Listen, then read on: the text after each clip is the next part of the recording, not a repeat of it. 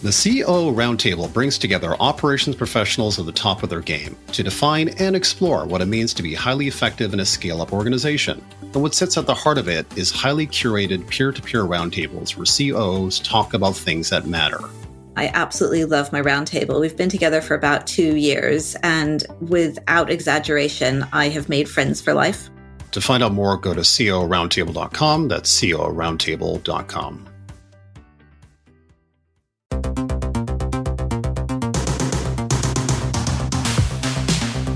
Hello, and welcome to another episode of The Operations Room, a podcast for COOs. I am Brandon Mensinger, joined by Bethany Ayers. How are things going, Bethany? It's just relentless, I think.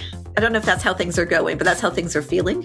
I know. I'm hearing you on this loud and clear. The relentlessness of the job. Relentlessness of VC-backed businesses. We signed up for it. We love it. We enjoy it a good 60% of the time, maybe 70% of the time. Yes. This week has been a terrible week for me in this sense, which is people issues related to people not understanding the fact that these are scale-ups, it's venture-backed, we need to move at pace, and their personal situations or their workloads or whatever. I respect the fact that people need to have their space, craft their worlds and so on. But there's also very much a pacing element to this company and to being venture-backed, to your point, that is relentless and needs to happen. So being in service of that, which we all are because we've all signed on to this, is the name of the game. And if you're not up to it, you don't want to do it, you have personal considerations that don't allow you to do it, you should not be signing up for this venture-backed journey, I would say. 100%. And also, on top of just the general roller coaster that is venture-backed businesses, we have AI and the shifting sands below us and the market changing every day, and Anthropic building our products every day or somebody else's product. I know. The general gist of it is, we're behind. Everyone's behind. I'm behind. You're behind. Who's not behind? I got it. This is another kind of CO problem. We have 1,000 things to do. We need to move at pace. Sands are shifting. We need to get behind that to make sure that we're transforming the business, and trying to do all of it at once is there's only one brand and there's not three Brandons or three versions of ourselves. So there's only so much you can accomplish. But you can see I'm kind of riled up this morning as we speak. Yeah. And it's also something I've been thinking about and have talked to my team about, but I don't think it's just unique to us, is not only is it AI adoption internally, but it's this ability to shift to markets, because the market's moving so quickly. It's kind of both moving quickly and not moving at all. There's definitely a bifurcation of the adopters and the movers. And I feel after OpenClaw, there are a lot more people who are throwing themselves into AI than there were a month ago. But then you still have companies that are moving at a snail's pace who can't figure it out, and kind of straddling these two worlds. And it means there's been a lot of talk around the change of org structure and what roles are staying and what roles are going in this new world. But I don't think we've talked as much around cadence, operating models, and speed. Some of it I thought was specific to my experience at Atomic, in that we're 20 people. The goal is not to be 100 people. The goal is to be maximum 50 people. But we've all come from bigger companies, and we have a tendency to over process stuff and put in things that are unnecessary for the number of people that we are. But I'm wondering if it's that, or actually the old way of building is, let's put in the scaffolding, let's make things quite rigid so that they will hold the new, bigger company. But right now, if you make things so rigid with the shifting sands, you're just going to fall and crack and break into the sand. And so what you actually need to do is figure out how to build much more flexible processes, systems, ways of accessing information, ways of communicating, so that you can bend and shift as the sands move rather than break. I don't have the answer to it, but it's something I'm starting to formulate, is how do we make our businesses more flexible?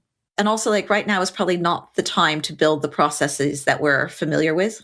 It's really the time to think about what's the output we're looking for, and have less of a formulation on time. I'm trying to articulate this, versus the ability to get what you need when you need it, share what you need to share when you need to share it, rather than in a cadence that we've been used to, where things were moving.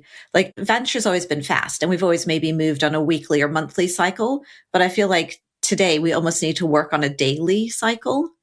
And so how do you build systems that mean that you can communicate, share ideas, move direction, change your homepage, create 1,000 different landing pages today and not in 2.5 weeks?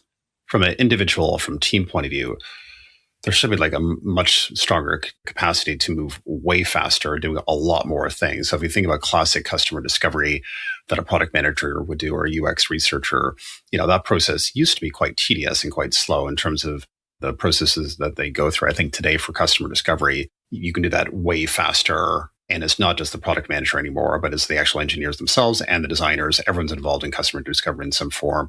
And the speed by which you can, the bottleneck is more of just like the customer interactions themselves than anything that's required downflow from there, because we can kind of AI agent orchestrate almost everything to actually get the realizations, the insights, the changes to the product roadmap, and the actual production of those features or experiences, from a, kind of the coding perspective as well, I suppose. Yeah. And so maybe it's not around flexibility, it's around collapsing time. But I think if you collapse time, that also gives you flexibility. And one of the things that is definitely a mind shift change that I see some people needing to make is, this is a hypothetical, this isn't actually something that happened, but it's just come to my mind, is by example of we need 1,000 landing pages. I mean, we don't really need 1,000 landing pages, but I feel like sometimes what we do is figure out how to build 1,000 landing pages. But what we don't do is think, I'm going to need to be able to, like the operator brain.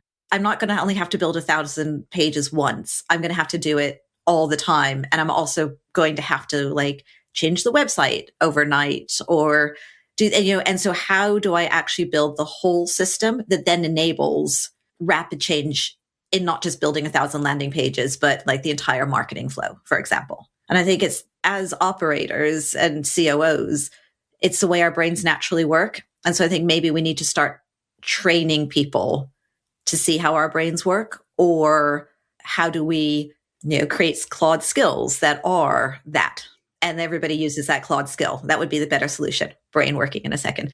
I used to talk about how we need to get leadership skills into the team. And I think now, how do we get system thinking and operator thinking into the team? Yeah, I can definitely see more of an operator skew going forward for anyone that's in a company, because, this becomes much more about judgment, decisions, system level thinking, and much less about actual execution of whatever program. It's interesting. I was talking to one of our software developers the other day, and he was saying to me, his argument was that he feels like, in a weird way, we've gone back 25 years into more sort of weird waterfall in a way, whereby if you're a product manager, you need to be doing much more descriptive, out of the box prompting, specifications of what you're actually looking for with some level of clarity going into Claude when you start moving from that point to actually create production code, and that the so-called PRD descriptions are kind of back with product managers. I also agree that there's stuff that's back 20 years or 25 years. I just wasn't close to product development, so it's not the one that I'm thinking about. The one that I do think about as a CEO, and anybody who's in charge of InfoSec should be thinking about, is how much is sitting on people's local drives in a way that hasn't happened since 2003. Because we're sucking everything out of the cloud, downloading it, feeding it back up to Claude or whatever you're using, or you're moving things onto your local drives, all of it to get data closer to Claude. If people lost their laptops now, it would be such a bigger deal than it has been for the last 15 years. It's interesting. We just had this conversation the other day, but this new reality where software development, in a way, the job is done, right? And the question of, in your company or in any company, you're going to have certain developers that are on AI agents and using them wholesale to create their code. And what they're doing ultimately is simply doing code reviews before it goes into production. You have another band of your developers that They're still in this kind of gray area where they're starting to take a look at using agents properly in Claude and so on, but they haven't really vectored themselves hard into it, whereas some people are going hard at it right now. Then you have another band of developer where they're kind of like either not interested, don't want to, can't see the future or what have you. And there's that band of individual. And I guess for companies right now, doing kind of what's sensible, I think, which is to migrate out the people that are not down with it, taking the gray zoners and trying to like enable them and push them hard into the kind of AI, AGI pilled environment. And then the ones that are already on it, obviously that's fantastic. But definitely there's like some level of organizational stewardship from a CEO perspective, I think that needs to occur to like just recognize this, which is software development is a dead end job. And if we recognize that endpoint, the question now in companies is, what do you do with that? How do you best enable, the gray zone people? How do you best enable the people that are not down with it? And how do you best kind of just continue to support the ones that are going hard at it? Yeah, I mean, that's why we're doing quarterly training and consistently combining quarterly training with time to then build stuff and build out, play with the new skills, take the time to build the rest of the infrastructure, because every quarter, things have changed so much from the previous 3 months that there's a bunch of new things that you can take advantage of, build in so that your job is better. I agree that coding in and of itself is a dead end job, but I think technologists are not. So the understanding of how it fits together, the precision of it, how to formulate and work through and articulate the problems that need to be solved and also validate that it is going to solve the problem, that thinking isn't going away. Yeah. And this is where product managers, designers, engineers that have more of a customer-facing orientation, there's going to be like a weird blending of people. The competencies are still there, to your point, but you're going to see much more, I suspect, like engineers being forced to deal much more directly with customers or customer discovery, or more with that front end of like validating actual value themselves as opposed to like a PM doing it on their behalf. So I think people who identify as being builders or who really like building are the ones who are going to excel. So here's another thought for you. So this idea that if anyone's building code, whether it's a product manager, designer, or engineer, or other people, you have a bunch of people, including the engineers themselves, that are committing code from Claude and nobody has looked at it. They're just like, yeah, this works, it's committed, and it's doing its job effectively. But no human being at that point really understands what they've just committed into code effectively.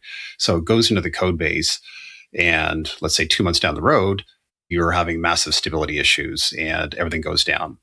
So because nobody actually understands the code base anymore, you start using Claude again to try to debug what is happening. Claude leads you in a direction. That direction is based on Claude telling you where it thinks it's at. Claude is less good at doing this right now. And oftentimes you go off in wrong directions effectively. And what one of the senior developers was telling me was that he was looking at Claude's direction for the debugging process. So it's some of the developers were going to focus on. He looked at it and said, this is bullshit. That is totally wrong. It's actually over here somewhere. They redirected their efforts to that other spot that he'd identified. And lo and behold, that's where the bug was effectively. So what he was suggesting to me was that this kind of like software architecture, design, code review on the input side, looking at what Claude is telling you from a debugging standpoint on the flip side and being critical of that, that critical thinking is still required. But inherently, as we all are, including myself, we're all inherently lazy, right? So we're kind of like, code reviews, that's boring. I don't want to do that. The debugging thing, Claude must be right. I'm just going to not think so much and just allow it to tell me what to do. So what I'm wondering out loud is, like, is there a space for not just a technologist on the customer-facing side, but some technologists for like the software code base itself, where there's a different set of responsibilities for someone to do some of the stuff that I think is going to be missing?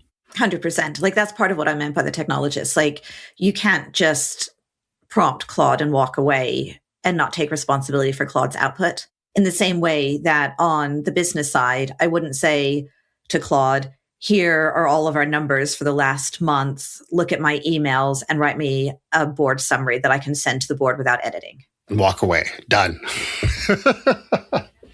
And walk away and just be like, after you've written it, just send it to the board, done. You wouldn't do that. And so why in the world do you think, even if you spend quite a long time prompting Claude, that you would just push it without checking? Like we're not at that level of intelligence unless you have really built in a huge amount of infrastructure to contain Claude.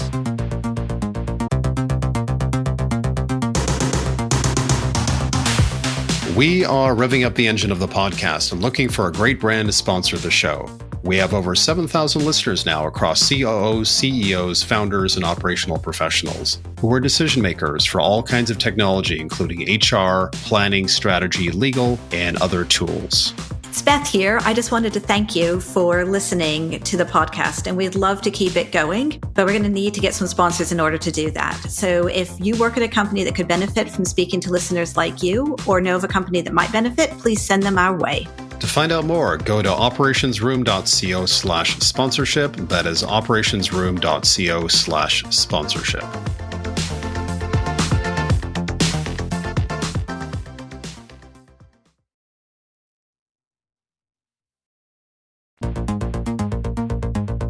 All right, so we've gone on like a wild tangent here on all sorts of things. We've got a great topic today, which is puzzle setting, not goal setting.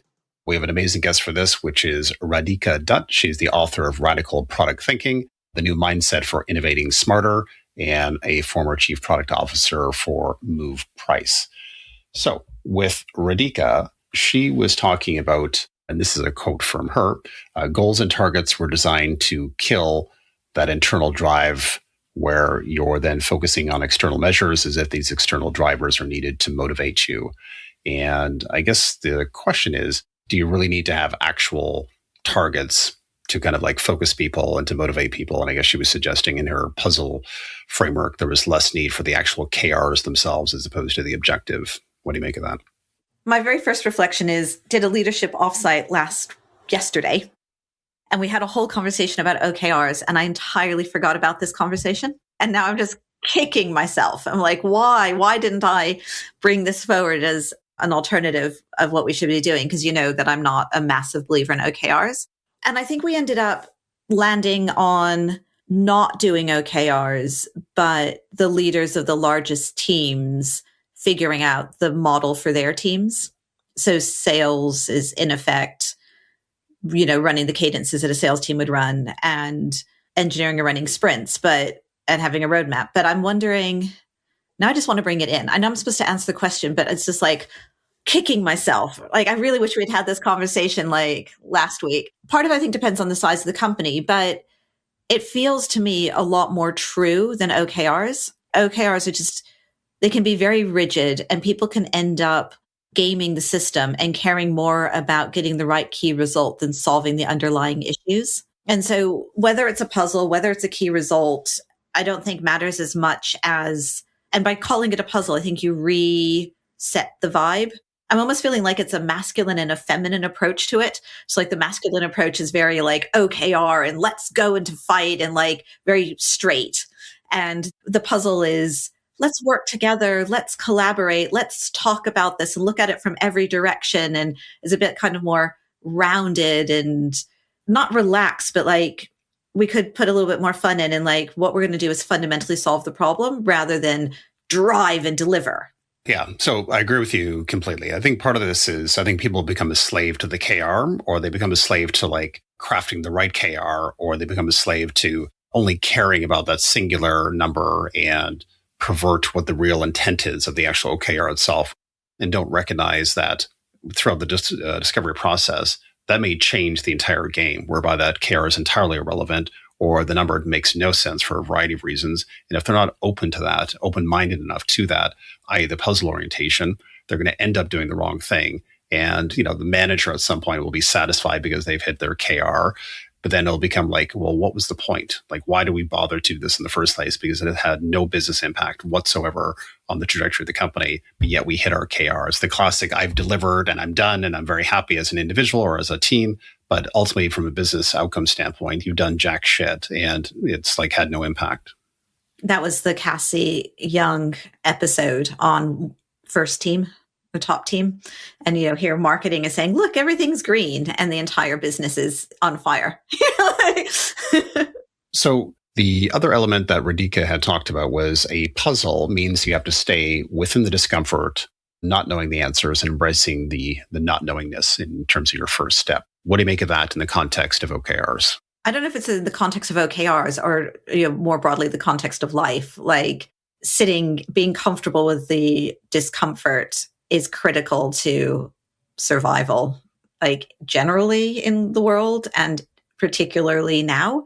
Like one of the things that I tell my kids, because it's one of the things that I tell myself, is when there's a setback, this really feels horrible. This is really uncomfortable, but I have survived other setbacks. And what this will give me is a reliance to know that I can survive this one and the next one. So I'm not afraid of discomfort because I know I can survive it. And I think if you can instill that in your teams right now, we can have a need to solve problems. It's really powerful. Although another thing just popped into my mind is we've been talking a lot about Myers-Briggs at work. I'm not a big believer of Myers-Briggs in terms of like when you put it all together that it's realistic, but I do find the individual 4 pieces helpful. And the final piece is like, I can't remember, it's P and J, judging and perceiving, which is such a bizarre, like I kind of feel like they're synonyms, but people who are judging are very, very time bound and feel comfortable when they've made a decision. And people that are perceiving feel very comfortable before they've made a decision and before they're tied down. And I am a very natural J, and every CEO I've ever worked with is a very natural and highly preferenced P. And it's been such a like clash. But now that I'm a CEO, I have to try and tamp down my J and leave space for the indecision and leave space for doing the puzzle and actually remove some of my execution urge. And so I think it's a helpful structure. Yeah, no, I hear you on this because I feel like I ride the lightning of this as well in some ways, because just with the past week that I've had to make decisions at pace, and I get pretty excited and jazzed up to make decisions. Like I'm a natural born decision maker. And sometimes it catches me out because I'm making calls either too fast with not enough information, lack of context, all sorts of things. So sometimes it can be an asset, but sometimes it can hurt you. And we're just having a call with one of our external recruiters, and I was telling the recruiter alongside of our internal staff, I'm like, we're doing this, you're not doing that. And then at some point he piped up and said, hey, Brandon, like we actually have some skills in this particular area that they may not be aware of. And this is what the skills look like. I'm like, oh, fine. Love that. Let me pull back what I just decided. We're doing that now. I'm getting ahead of myself slightly from a decision standpoint, I would say. Yeah. So I think having this conversation helps us be aware of when you do push for decision and when you maybe push for micro decisions, but leave the full solution to unfold. Yeah. Being open to it. That makes complete sense. Last question. Radhika talked about the 3 O's from her point of view, which is the key bits are observation, the open questions, and the objective. So when you think about the 3 O's as kind of like her puzzle way of going forward as opposed to OKRs, how much do you love the observation, open questions, and objective? And in particular on the observation side, do you have any thoughts on that one? I think it just makes a lot of sense. And I think you can tell that she's a product person who is now thinking through and standardizing the process that she has created, and figuring out what it is that you do. So you observe what's happening, get really clear on that, ask the questions that aren't yes/no questions. There's a bit of a debate as to whether or not open questions actually matter. I think it's more around like a philosophy of the mindset, because you can ask a very open question to somebody who doesn't care and they'll still give you a closed answer. And you can ask a closed question to somebody who cares a lot and they're going to give you an open answer. So I think it's more inviting a little bit more of that P versus J. So, like inviting the conversation, inviting not needing an answer, and surfacing everything that you need to know in service of an objective. You're absolutely right. I think Radhika, as a former product person, she's taken effectively the idea of customer discovery and applying it to OKRs and revectoring it as puzzles. So she's very much taking her background, I think, in kind of this new thesis that she's presenting. It's not really new, is it? It's just kind of product management, customer discovery repackaged into the OKR world of running companies. In a discovery that it works. Yeah, good. Yeah, no, exactly. The interesting bit is this word observation that she's stuck in here. I don't know if you recall our talk with Keith Wallington as to the CEO's job. He said one of the 5 jobs of the CEO is observation. So it's just interesting, word-wise at least, that Keith saw that from a CEO perspective to spend time on that. And she's kind of saying the same thing. So why don't we park it here and get into our conversation with Radhika. I am not the biggest fan of OKRs, but for me, it feels like the least worst option. And so when you approached us and said you had an alternative to OKRs and a different approach, I just got so excited. And I think we ended up speaking for about an hour. I was just going, what do you do? How do we do it? And the way that I summarized it is looking at everything as puzzles. And I love puzzles. So I do the crossword puzzle, Wordle, connections, I only do 3 of the LinkedIn puzzles every single day. And so for me, the idea of looking at work as a puzzle and introducing more play, particularly when things are so stressful, is a stroke of genius. So now I'm going to let you talk. And I'm just going to say, why don't you introduce us to this puzzle concept and puzzle framework? But I love your preamble to all of this. This is what I'd been seeing for a really long time in my career, and I couldn't articulate quite why goals and OKRs weren't working. What I was feeling was we just have so much passion and internal drive, and it's almost like goals and targets were designed to kill that internal drive, where you're then focusing on external measures, but not just measures, external drivers, as if, you don't have this internal drive, that these external drivers are needed to motivate you. And it was fascinating for me for a long time to see just, the kind of twisted and perverse effects that goals and targets had. This puzzles concept came to me because I just instinctively started working with a team in this way. So let me share this example. I was working with this Greek company, I still am, in the maritime industry. And the way this started was because, the CEO had brought me in. They used to use goals and OKRs, and sales had stalled in 2023. And, when I came in, the team, they'd been trying to go after this market, and they were hitting some OKRs, not hitting others. But, it was a brilliant group of people, super smart people, all were data scientists, mathematicians, applied mathematicians, like really fascinating people.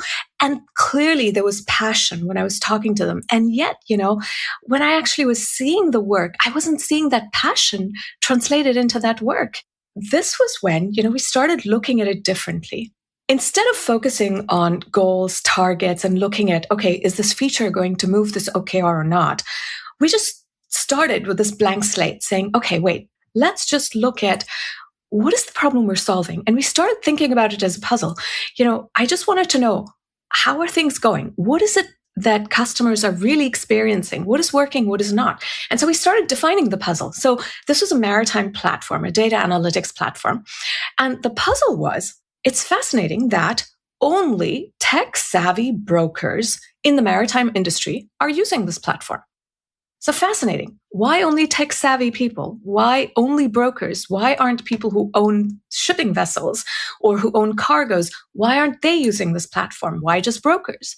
And so these are questions that we didn't have answers to, right? And when I started asking these questions, people were like, yeah, you're right. We don't know this. A puzzle mindset is different because goals and targets come at it from, we know the answer. Just achieve these numbers, that gets you what you need. That means progress. Whereas a puzzle means you have to stay with the discomfort that, we don't know the answers. We're going to have to figure this out. That embracing the not knowing is the first step of a puzzle that completely shifted the mindset. So we started talking to people who were both customers, people who weren't customers, to figure out what's really going on. Why aren't these people using it?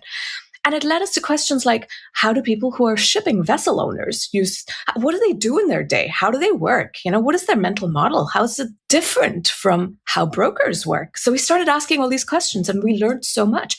We were observing what was actually happening, not just looking at data, not looking at shortcuts. We were observing this puzzle. It's like looking at a Rubik's Cube and really moving things around and saying, how does this thing work?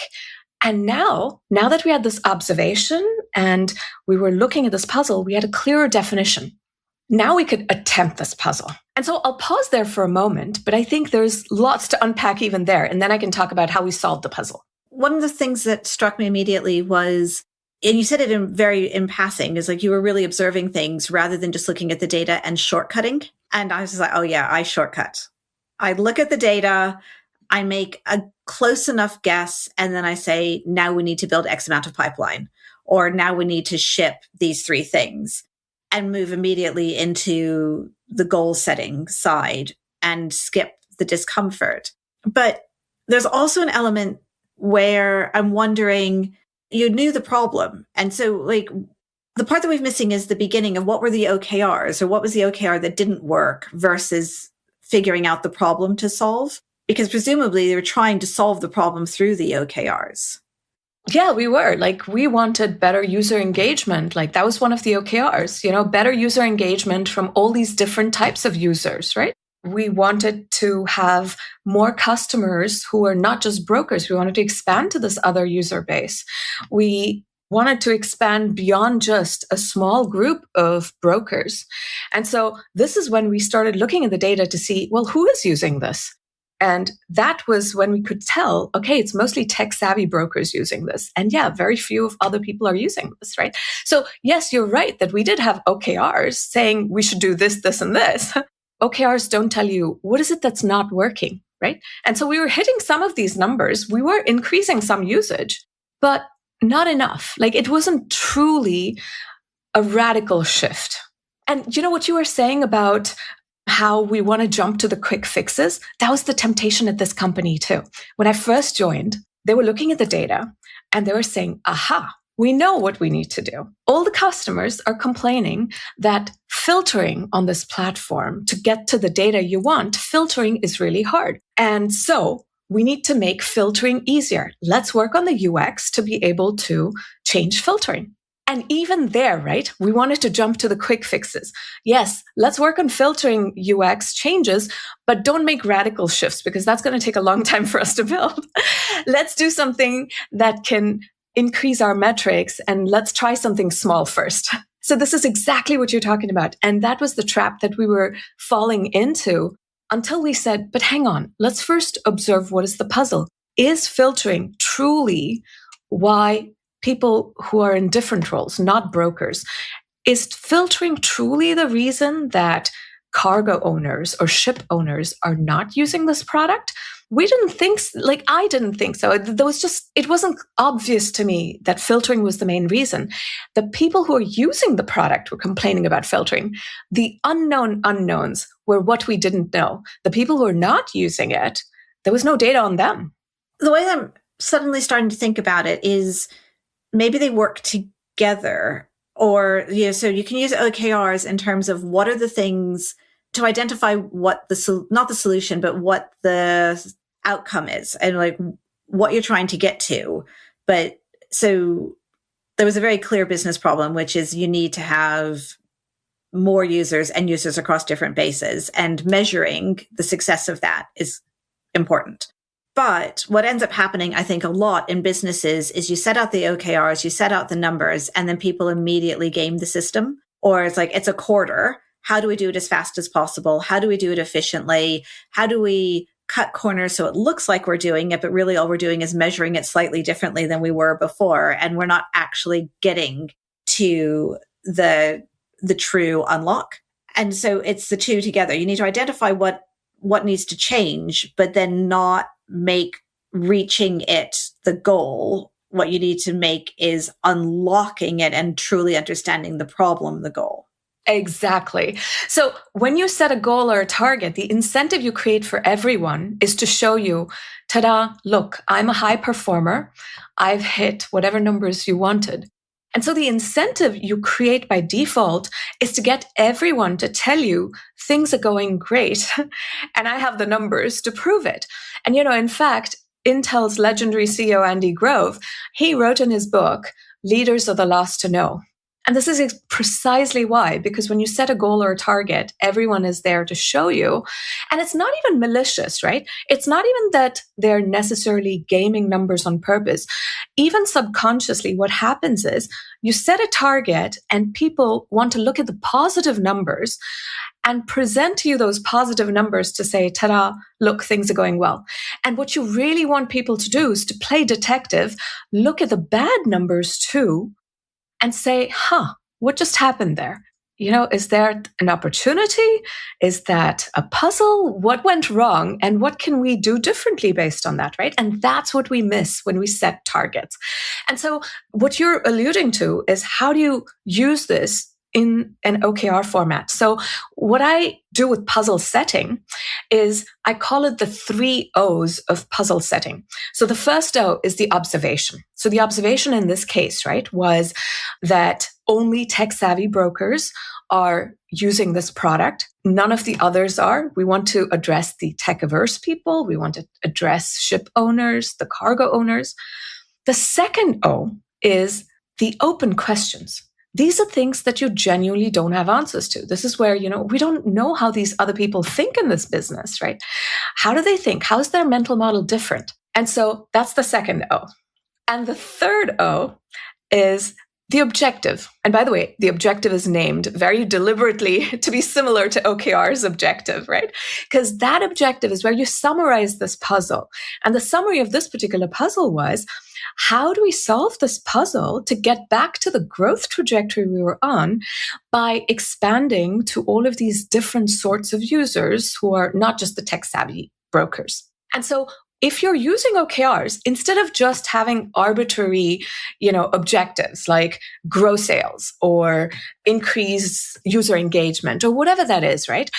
Set the whole puzzle in this very clear way so your team knows exactly what they're going after in terms of puzzle solving next. And are those O's in order? Absolutely. So you observe, I can't remember the middle one, and then objective. The open questions. Open questions. So that's part. So you observe, ask open questions, figure out what's going on, set your objectives, and then solve the problem. Exactly. Let's take a sales example, right? So the sales example might be, instead of just setting the target as grow to X million at the end of this year, the puzzle I might set is, we do want to get to X million, but here's the puzzle I see.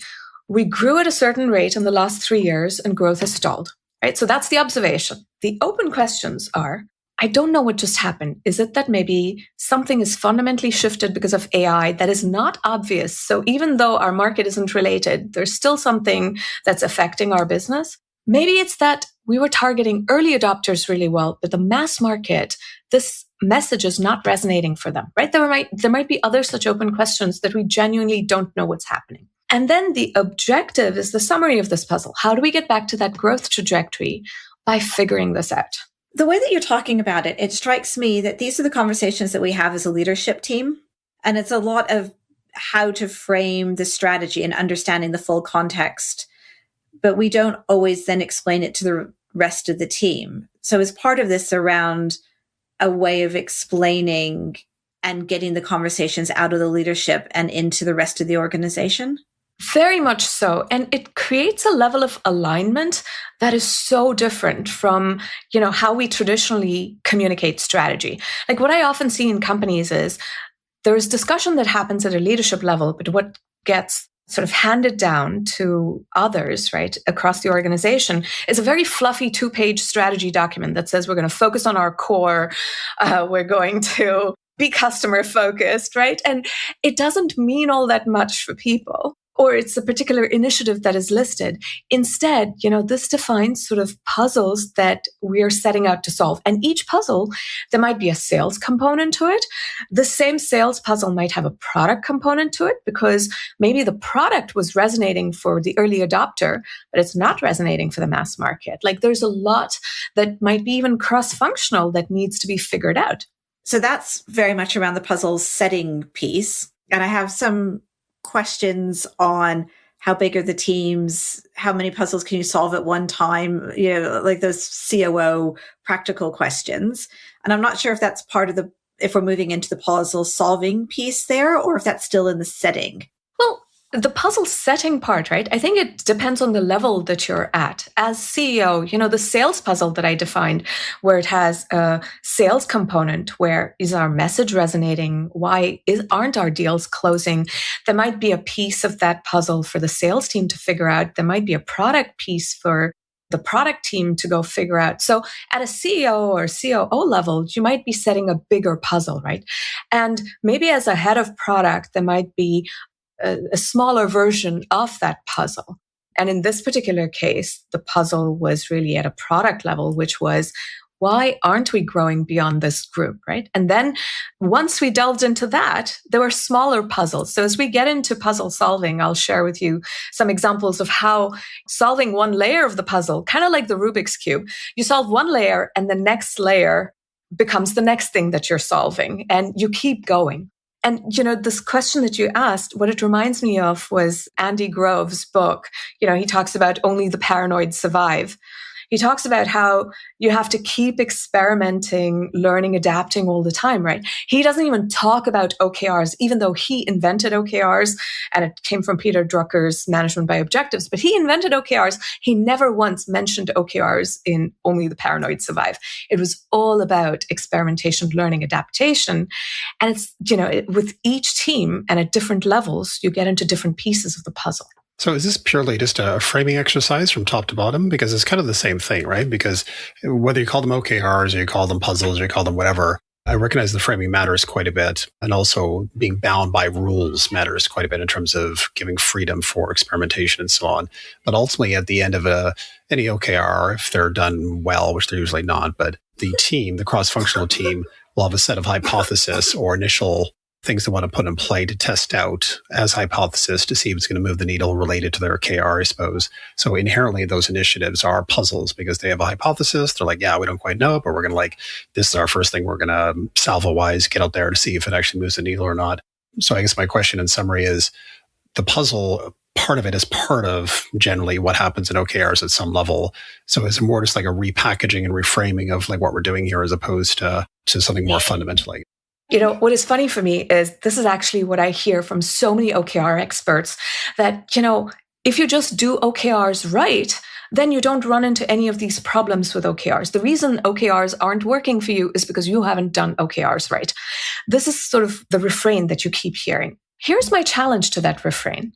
It feels like the emperor has no clothes and someone has to call it out because it's not that if you do it right, and I'll give you examples, even from John Doerr's book, who is the one who evangelized OKRs, even from his book, I can give you an example of OKRs that are supposedly done right and the ramifications that come from it.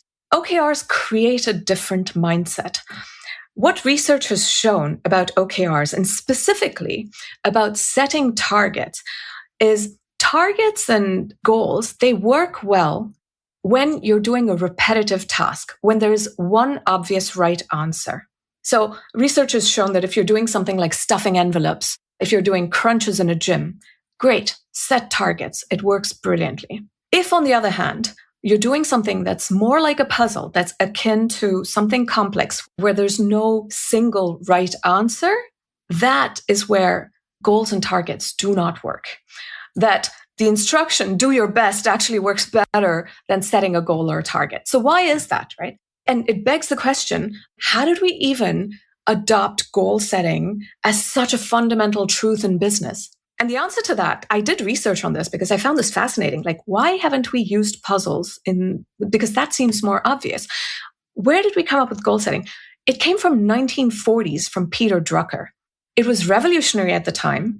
And why did Peter Drucker then come up with this goal-based approach and management by objectives? What problem was he solving? The problem was that he was working with General Motors at the time, where the problem they had was motivating people on an assembly line who are doing repetitive tasks, right? Now it all falls into place. Of course, on this assembly line in the 1940s, there was no automation. It's all repetitive tasks. And so goals worked really well, exactly as research shows. And now we use the same approach, even in a manufacturing setting. Look at Boeing. You set production targets and you see the kind of quality issues you have. So it's not a matter of just setting the right OKRs. Sorry, I didn't mean to derail your next step here, but I'm now very curious about the second step. We've set our scene and now we're going into it. Give me the lowdown here. So puzzle solving is where, instead of proving that I've hit the target or the number, the incentive is different.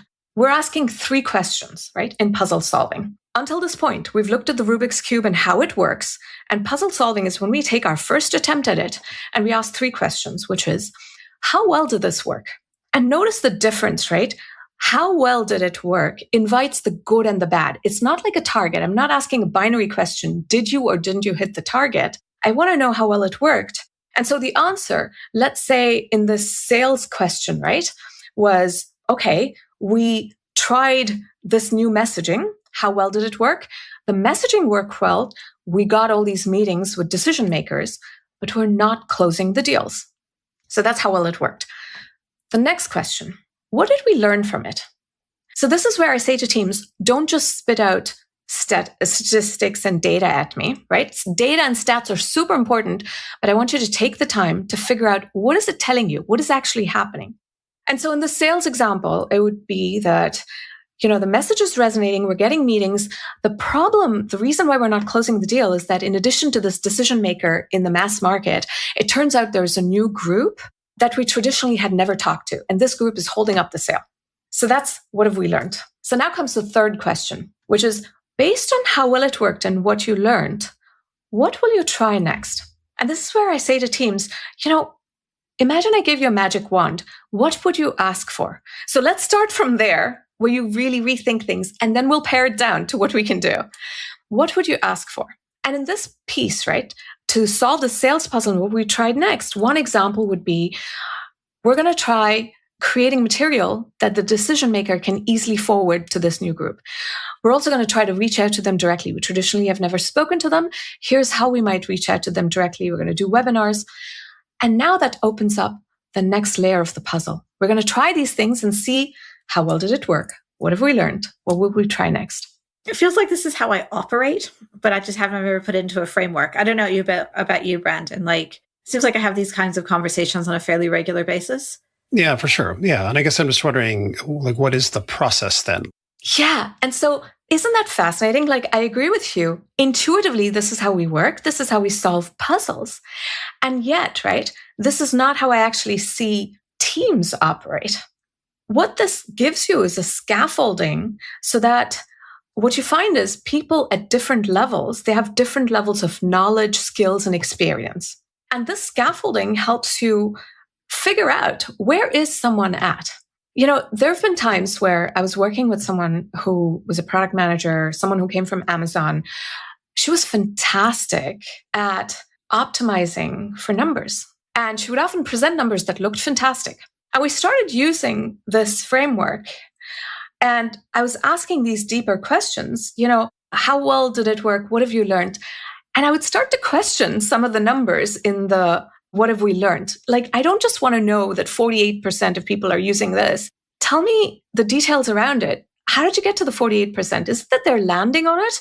Or is it that they're going back to it? What is actually happening? I want the details. When I started asking these questions, I would realize, how well does someone actually understand what is happening? It's a different level of puzzle solving, right? They're not just telling me numbers to make things look good.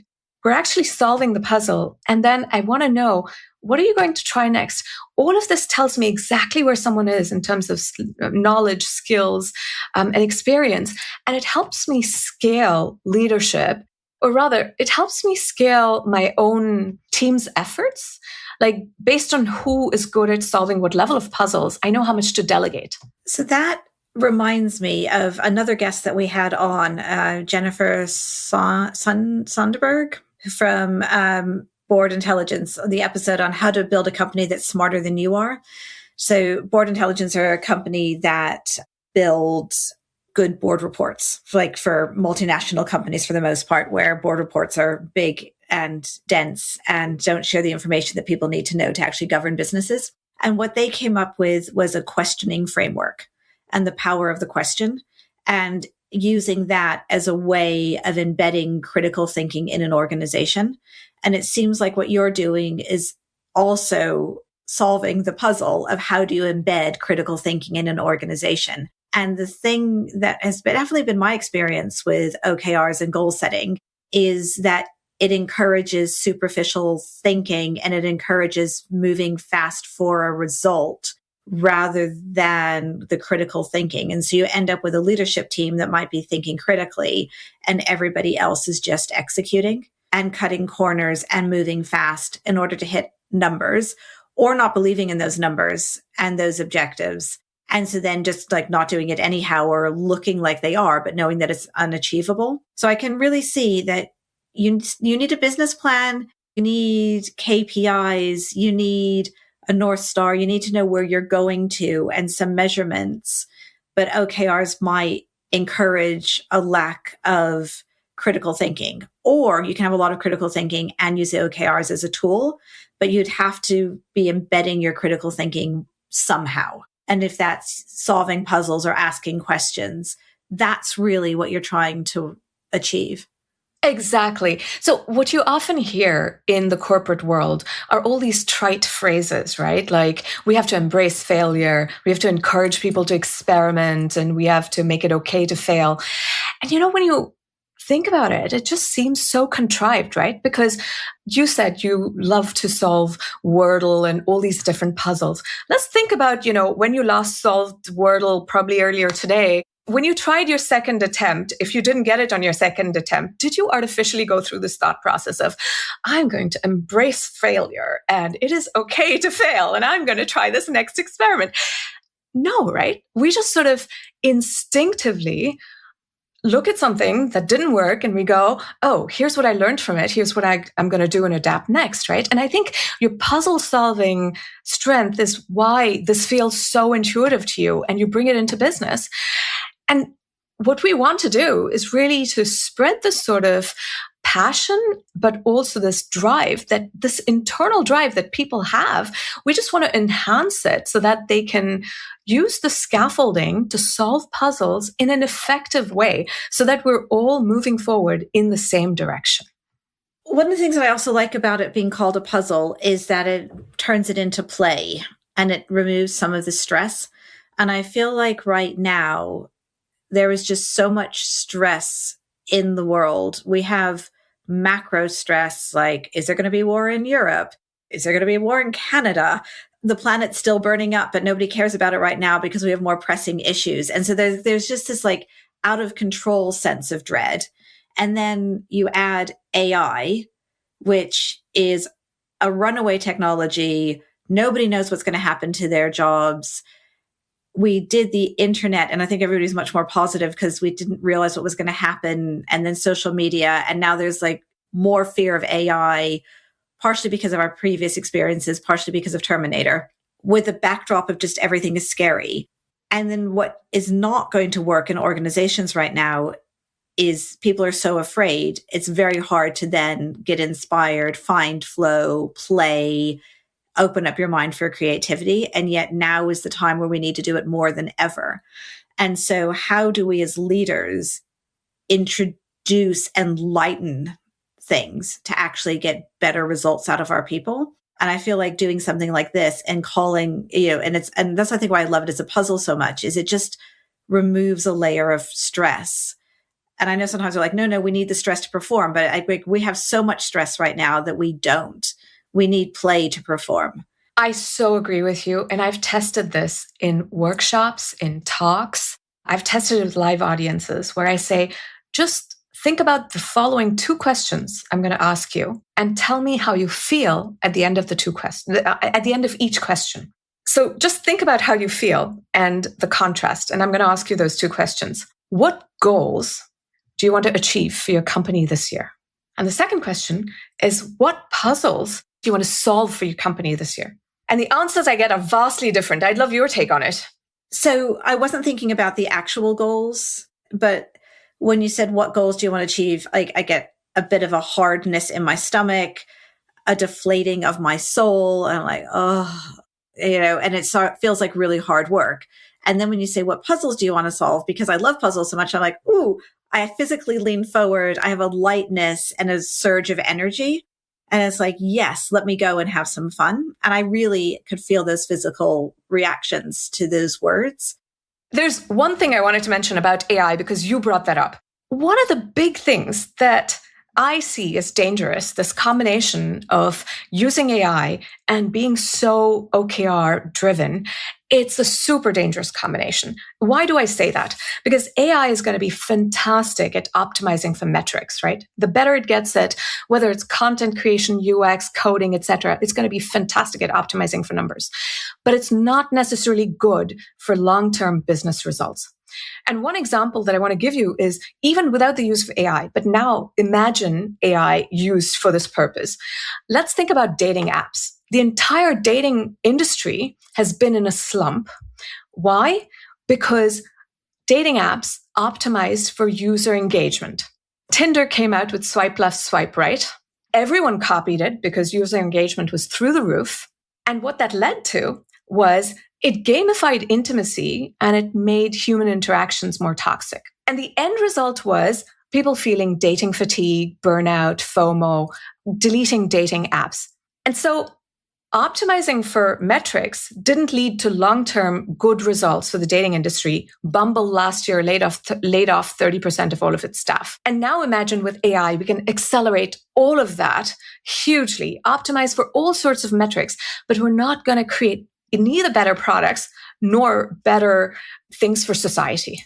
One to ponder. I like it. Then I guess it all boils down to watch out what you wish for, because you might just get it. And so you get you focus on these metrics and they end up sowing the seeds of destruction.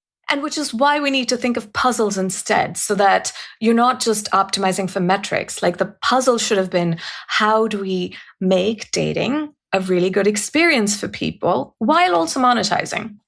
So if our listeners can only take one thing away from today, what is it? For as much as people say OKRs will work for you if you just do it right, that has never been my experience. There are fundamental issues with it. And what we need is a mindset shift from goal setting to one of puzzle setting and puzzle solving. And this example that I gave you of this maritime company I've been working with, sales had stalled in 2023. We used puzzle setting and puzzle solving. We doubled sales in 2024, again in 2025. And we've reduced customer churn from 26% to 4%. You can drive real business results with puzzle setting, puzzle solving. You don't need goals for that. Radhika, thank you for joining us in the operations room. I love puzzles. I will rebrand my OKRs as a puzzle. I'll read your book. You have a book, don't you? Well, I'm working on my second book, actually. So it's going to be about why goals and OKRs don't work. But in the meanwhile, people can download the free toolkit and they can tell me about their experiences using this framework. And so feel free to reach out to me on LinkedIn to share those experiences. And it might just make it into the book as a case study. Love it. Radhika, thank you so much. If you like what you hear, please subscribe or leave us a message, and we will see you next week.